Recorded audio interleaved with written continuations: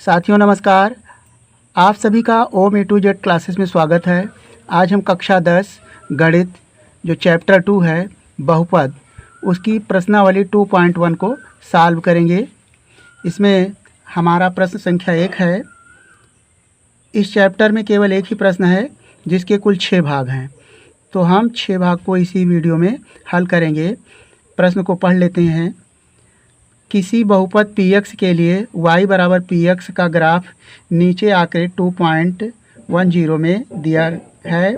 प्रत्येक स्थिति में px के शून्यों की संख्या ज्ञात कीजिए। तो यहाँ पर हमें शून्यकों की संख्या बतानी है जो ग्राफ बना हुआ है, और इसमें ये कहा गया है बहुपद। कक्षा 9 में आपने अध्ययन किया होगा कि बहुपद क्या है और शून्यक उसका कैसे निकालते हैं। 1 मिनट में इसका रिवीजन कर लेते हैं एक बार। यहाँ पर बहुपद को पॉलिनोमियल कहते हैं, यानी बहुपद एक व्यंजक है जिसमें स्थिरांक या गुणांक चर और घातांक से बने पद होते हैं। कोई भी घातांक धनात्मक पूर्णांक होना चाहिए और बहुपद के पदों को जोड़ या घटाव द्वारा अलग किया जाता है। तो यहाँ पर सबसे पहले जो बहुपद का व्यंजक, यानी बहुपद को क्या कहते हैं हम? व्यंजक कहते हैं, जिसमें स्थिरांक का मतलब जिसका वैल्यू ना बदले, अर्थात अचर हो। तो यहाँ पर अचर को जानते हैं। जो अचर होता है, अचर संख्या यानी फिक्सेबल, जिसका वैल्यू निश्चित हो, अर्थात जैसे हम 2 लें, 3 लें, -3 लें इत्यादि। ये क्या है? अचर संख्या है जिसका मान कभी भी नहीं बदलता। और वहीं अगर चर की बात करें, इसमें क्या गया? चर, जिसका मान बदलता रहे, यानी x, y, z आप कुछ भी ले सकते हैं, अर्थात x बराबर 2 भी लिख सकते हैं, कहीं x बराबर 3 भी, 4 भी, 5 भी, -3, यानी हर जगह इसका मान बदलता रहता है। और बदलने के कारण इसे क्या कहते हैं? चर, अर्थात एक जगह स्थिर नहीं रहता। अब यहाँ पर कुछ उदाहरण लेते हैं। यहाँ पर स्थिरांक हो गया जिसे हम अचर कहेंगे। तो यहाँ पर ये px है जिसे हम x के पदों में उस संख्या का बहुपद कहते हैं। तो यहाँ पर बहुपद जैसे मान लीजिए ये है 2x + 3। ये 3 संख्या है, ये क्या है? स्थिरांक है, इसका मान नहीं बदलता, तो यह एक बहुपद है। अब दूसरा उदाहरण लें, जैसे x² + 2x + 3। यह द्विघातीय बहुपद है जिसमें घात 2 हो। इसमें घात, और ये वाला पहला रैखिक बहुपद है, इसमें घात 2 है, इसलिए इसे द्विघाती बहुपद कहेंगे। इसी प्रकार घात 3 होने पर त्रिघाती बहुपद कहेंगे। तो इस तरह से बहुपद को हम व्यंजक कहेंगे, यानी कई पदों के जो योग होते हैं, यानी 2 या 2 से अधिक पदों के योग को हम व्यंजक कह सकते हैं, बहुपद कह सकते हैं। अब यहाँ पर कहा गया कि घात धनात्मक होनी चाहिए, अर्थात x अगर हम -2 करें और प्लस y भी है और प्लस मान लीजिए 2 करें इस तरह, तो यहाँ पर इसे भी x बना लें क्योंकि एक ही क्रम में होना चाहिए। अब यहाँ पर घात ऋणात्मक है तो यह एक बहुपद नहीं है, इसमें घात का धनात्मक होना जरूरी है, अर्थात बहुपद की घात धनात्मक हो। अब यहाँ पर आप बहुपद जान गए हैं, तो इसे हम बहुपद कहते हैं जब पदों की संख्या भी निश्चित होनी चाहिए, चाहे आप करोड़ पद लें लेकिन उसकी संख्या निश्चित हो और धनात्मक हो, यानी घात क्या हो? धनात्मक हो। प्लस माइनस, अर्थात x² -2x -4 यह भी बहुपद है। यहाँ पर ऋणात्मक है लेकिन इसकी घात धनात्मक है, तो यह बहुपद है। अब जानते हैं बहुपद के शून्यक। हम बहुपद के शून्यक कक्षा 9 में अध्ययन कर चुके हैं, तो बहुपद के शून्यक कैसे हम ज्ञात कर सकेंगे?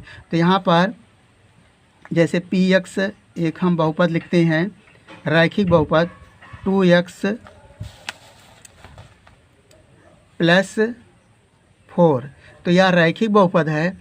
रैखिक बहुपद के लिए हम जब भी इसका शून्यक ज्ञात करेंगे तो ये px का मान क्या हो जाएगा? शून्यक के लिए पी एक्स बराबर 0 रखेंगे, तब हम शून्यक ज्ञात कर सकेंगे। तो यहाँ पर पी एक्स बराबर 0 ये हमारा रैखिक बहुपद है, जिसमें इसकी पावर 1 है। 1 होने पर हम इसे रैखिक बहुपद कहते हैं, यानी x जो चर है इसकी घात 1 है, तो यह रैखिक बहुपद है। इसके लिए हम पी एक्स, जब भी हम शून्यक ज्ञात करेंगे, शून्यक मतलब शून्य करने वाला, हमें वह संख्या ढूंढनी है जो इस बहुपद को क्या कर दे, शून्य कर दे। तो यहाँ पर पी एक्स यानी इसका शून्यक ज्ञात करने के लिए हम इसका जो पी एक्स है बहुपद है इसका मान शून्य लिखेंगे। तो ये हो जाएगा 2x + 4 इक्वल टू क्या हो जाएगा, 0। अब यहाँ पर देखें, आप जानते हैं 2x बराबर क्या हो जाएगा, इसको इधर ले जाएंगे 4 को, तो ये धनात्मक है तो ये -4 हो जाएगा। यहाँ पर x बराबर क्या हो जाएगा, -4/2। सरल कर लें तो ये हो जाएगा -2। अब यहाँ पर अगर इसकी जांच करना चाहें कि वह संख्या जिसके लिए इसका मान 0 आता है तो -2 है, जांच 2x + 4, यहाँ पर हमने निकाला x बराबर -2, तो -2 रखें, 2 तो ये संख्या में है और गुणा में -2 रहेगा, इस तरह +4, तो ये हो जाएगा 2 का गुणा 4 में करेंगे, 2 का गुणा 2 में करेंगे तो हो जाएगा 4 -4 +4। तो ये आप देख सकते हैं 4 को 4 से काट दिया और इसका मान क्या आया, 0। तो यानी जो हमारा शून्यक आया वो -2 है। शून्यक क्या आया, -2। शून्यक यानी शून्य करने वाला -2 आया। तो ये बात क्लियर हो गई कि शून्यक क्या है, बहुपद क्या है, चर क्या है, अचर क्या है और घातांक क्या है। यानी इस बात को क्लियर करने के बाद अब प्रश्नावली के पहले क्वेश्चन को सॉल्व करते हैं 2.1 का।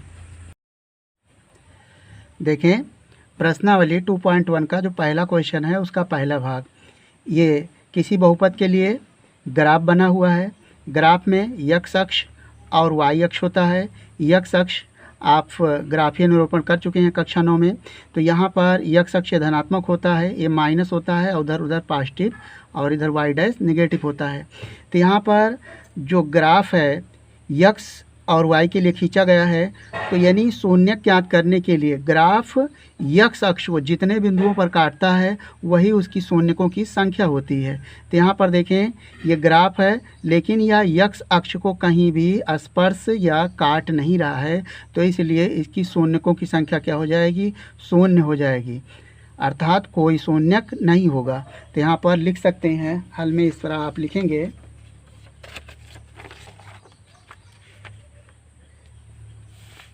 यहाँ पर लिखेंगे हल, ये आपका पहला भाग है। आपसे केवल पूछा गया शून्यकों की संख्या, शून्यकों की संख्या,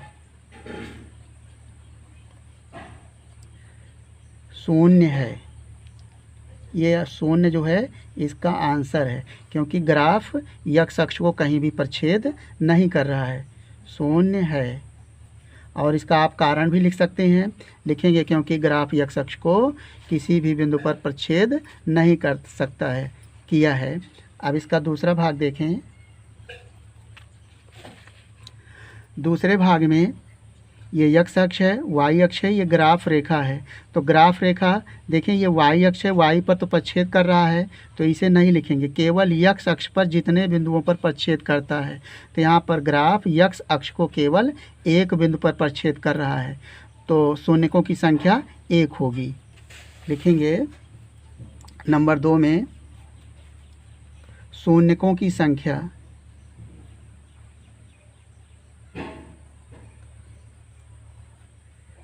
की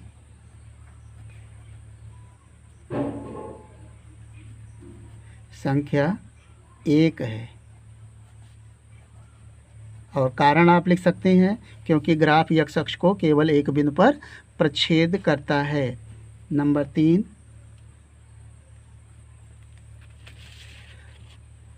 तीसरे ग्राफ में देखें, यह ग्राफ है, यक्स अक्ष को एक बिंदु और वाई पे काट रहा है तो इसे नहीं लिखेंगे, यानी यक्स अक्ष पर जितने बिंदुओं पर प्रच्छेद कर रहा है या काटता है तो 1, 2 और 3, तो यक्स अक्ष को ये 3 बिंदु पर प्रच्छेद कर रहा है, तो इसमें शून्यकों की संख्या 3 होगी।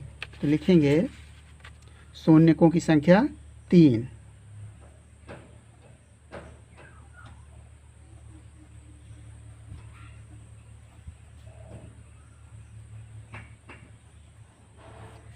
संख्या 3 है।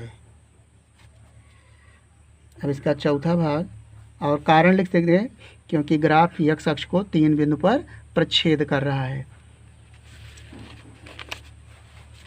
4 वाले देखें, यह ग्राफ है जो परवलय आकृति में बना हुआ है, तो यह केवल 2 बिंदु पर प्रच्छेद कर रहा है, 1 और 2, तो इसमें लिखेंगे शून्यकों की संख्या 2 है।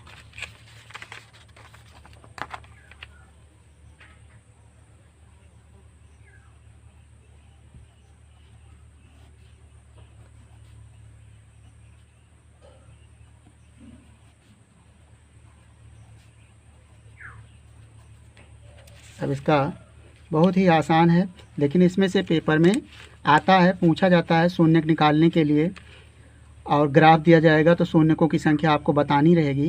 तो यहाँ पर इसका 5वां भाग देखें, यहाँ पर ये ग्राफ है इस आकृति के, इसमें 2, 3 परवलय आकृति बनी हुई हैं जो यक्स अक्ष को 1, 2, 3 और 4 बिंदुओं पर प्रच्छेद कर रहा है, तो इसमें लिखेंगे आप शून्यकों की संख्या 4 है, क्योंकि ग्राफ यक्स अक्ष को 4 बिंदुओं पर प्रच्छेद करता है।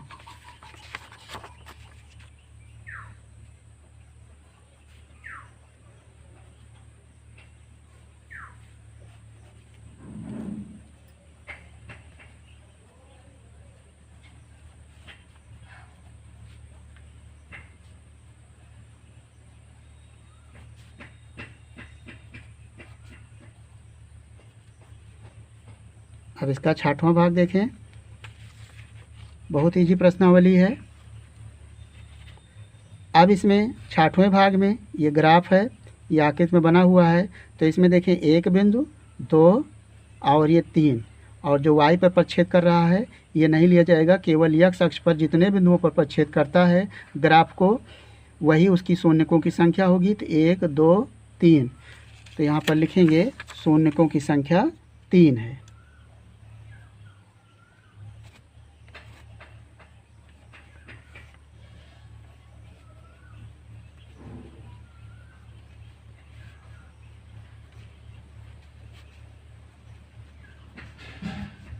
तो इस तरह से प्रश्नावली 2.1 का जो प्रश्न संख्या 1 है, इस प्रश्नावली में केवल एक प्रश्न है जिसमें 6 भाग हैं और 6 भाग को हमने सॉल्व कर दिया।